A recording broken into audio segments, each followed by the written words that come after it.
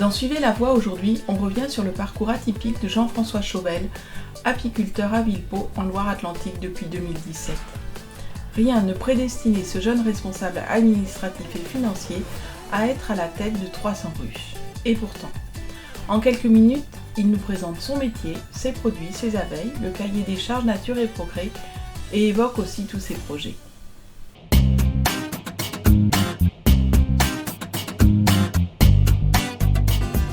Je m'appelle Jean-François Chauvel, j'ai 36 ans, je suis apiculteur bio et Nature et Progrès à Villepot, dans le nord du 44, depuis 2017.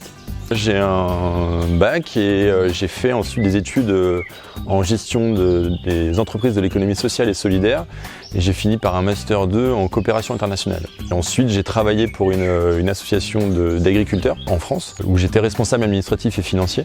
Je m'occupais de gens qui avaient des super projets agricoles.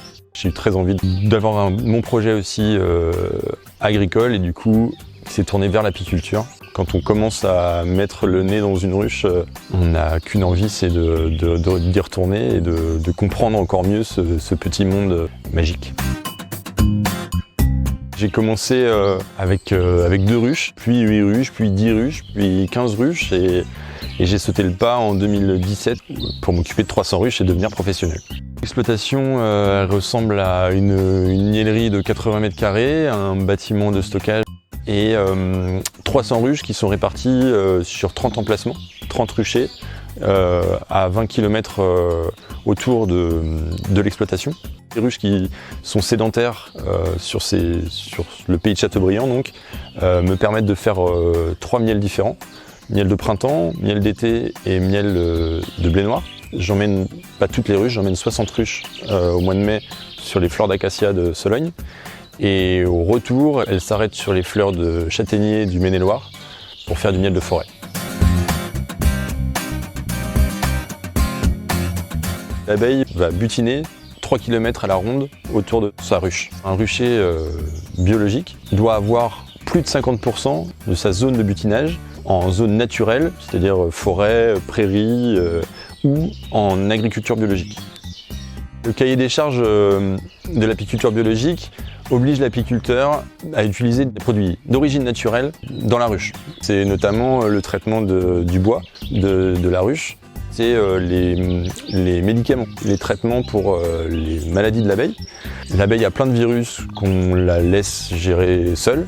Et il y a un parasite qui est un acarien, qui s'appelle le varroa. Elle n'arrive pas à le faire toute seule, et donc on est obligé de traiter contre cet acarien. Le cahier des charges aussi oblige l'apiculteur dans la miellerie. On doit récupérer le miel qui est dans la hausse et qui n'a pas accueilli de petits. Ensuite, un autre exemple, c'est au moment de mettre en pot, on ne doit pas chauffer notre miel à plus de 40 degrés pour éviter de perdre les bonnes vitamines, les oligo-éléments présents dans le miel, naturellement. On perd plus de colonies pendant l'hiver que nos collègues conventionnels. Donc ça, c'est une contrainte. Ensuite, quand on s'installe en apiculture biologique ou quand on se convertit à l'apiculture biologique, on doit passer toutes nos colonies sur cire biologique. Et il n'y a pas ou très peu de cire biologique sur le marché. On valorise mieux notre miel, mais c'est pas très significatif. Bon, comparé à la contrainte de perte de colonies, on a un avantage aussi en demande. Il y a une demande en miel bio plus importante qu'en apiculture conventionnelle. C'était une évidence de m'installer en apiculture biologique parce que j'estimais qu'on avait besoin pour nos abeilles d'une agriculture biologique et que je ne me voyais pas être autrement qu'en agriculture biologique. Je suis très content déjà d'avoir fait le choix de reprendre une exploitation. C'est un risque financier. En apiculture, on n'est jamais vraiment sûr de la quantité de miel qu'on va avoir. Donc ça fait peur un peu. J'ai réussi à faire du miel. J'ai réussi à avoir du temps pour ma famille, pour mes loisirs. J'ai même le projet de m'associer dans un an, donc pas de regrets, ça c'est sûr.